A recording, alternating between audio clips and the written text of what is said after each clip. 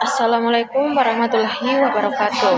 Perkenalkan, nama saya Sarina dengan NIM A1Q124019.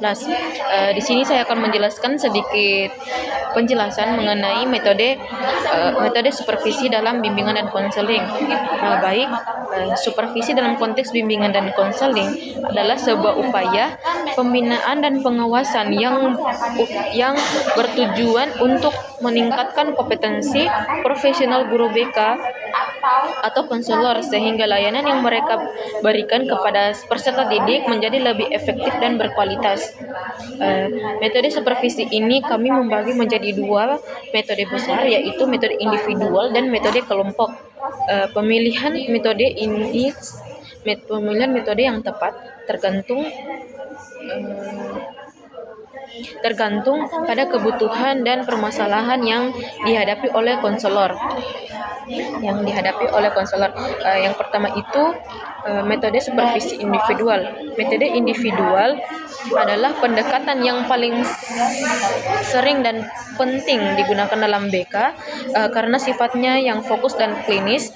Supervisor berhadapan langsung dengan satu konselor untuk membahas isu spesifik.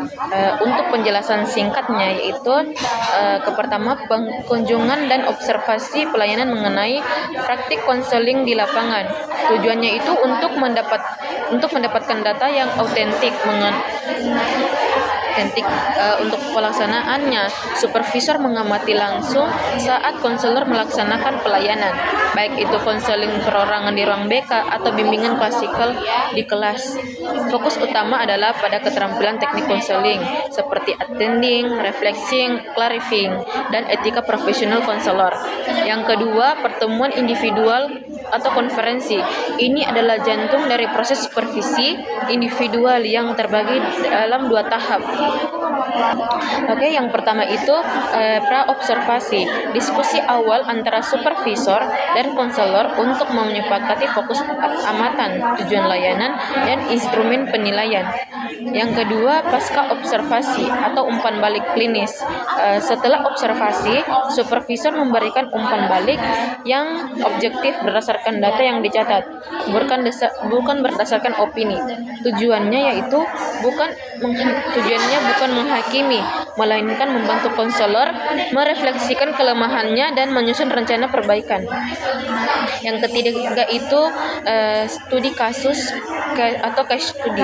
Supervisor dan konselor menganalisis secara mendalam satu kasus klien yang kompleks. Tujuannya adalah untuk mendiagnosis masalah dengan tepat, mengevaluasi intervensi yang dilakukan, dan merumuskan strategi penanganan yang paling efektif dan etis.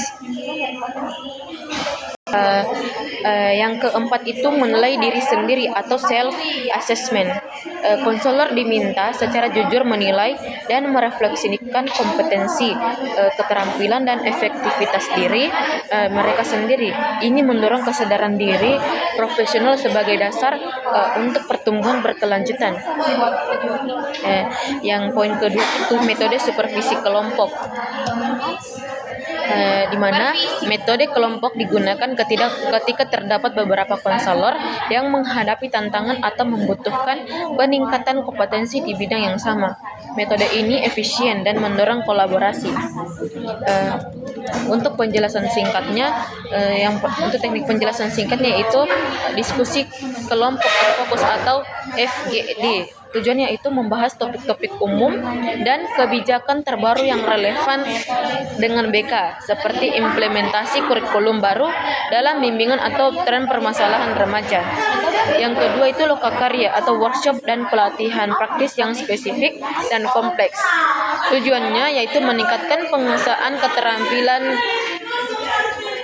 Untuk pelaksanaannya itu kegiatan ini fokus pada praktik langsung, misalnya pelatihan penggunaan alat tes psikologis, teknik konseling krisis, atau pengembangan media bimbingan berbasis teknologi. Yang ketiga itu tukar pengalaman profesional. Tujuannya berbagi praktik terbaik atau best practices antara konselor. Untuk pelaksanaannya itu melalui forum MGBK atau musyawarah guru bimbingan konseling. dan konseling atau kunjungan antar sekolah. Konselor dapat saling belajar dan dari keberhasilan dan model layanan yang diterapkan di tempat lain.